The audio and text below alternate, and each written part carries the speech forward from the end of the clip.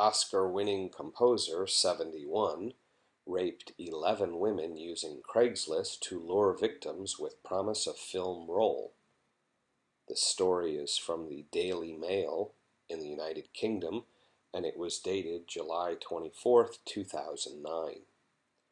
The Oscar-winning composer behind You Light Up My Life raped 11 women he lured to his apartment with the promise of a starring role in a movie, prosecutors said today.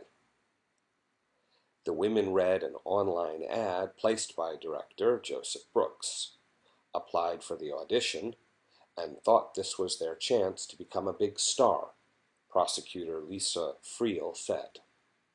Instead, once the women were in Brooks' Manhattan apartment, he plied them with wine and forcibly raped them, or used threats and coercive behavior to make them have sex with him, prosecutors said.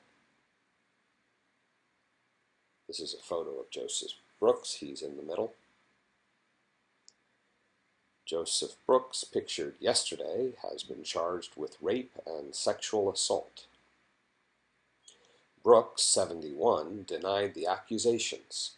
He pleaded not guilty in Manhattan State Supreme Court, where he is being tried for 91 counts and charged with rape, criminal sexual act, sexual abuse, assault, and other charges. He faces up to 25 years in prison if convicted of first-degree rape. Justice Charles Solomon set bail at $500,000 bond or $250,000 cash bail and gave Brooks until Thursday to post it. The judge told Brooks not to leave town without letting the court know.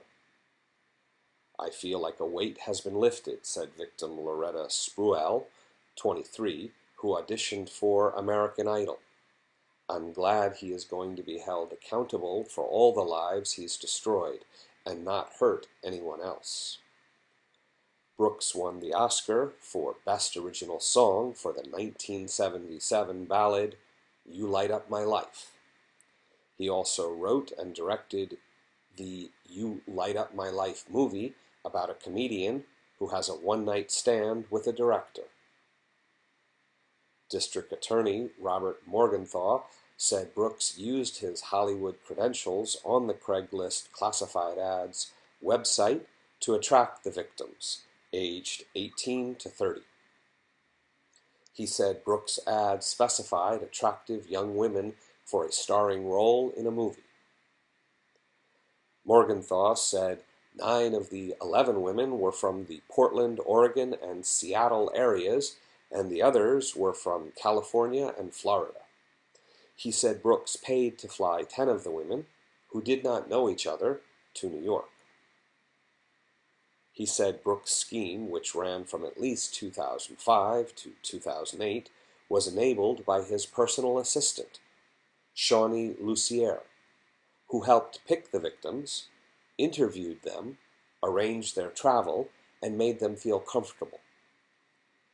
He said that when the women's mothers called, Lucier, of Federal Way, Washington State, would assure them their daughters were fine. When Brooks was ready to strike, he said, Lucier would leave the apartment, knowing what the end result would be. Brooks became a suspect after one woman went to a hospital and reported what had happened, and another complained to authorities in February and March 2008, prosecutors said. Assistant District Attorney Maxine Rosenthal, the lead prosecutor, said she found other victims by searching Brooks and Lucier's computers and cold-calling women whose names she saw. "We have records from his and his assistant's computers that connect him to these women," she said. "There might be another 7 or 8 victims," she said.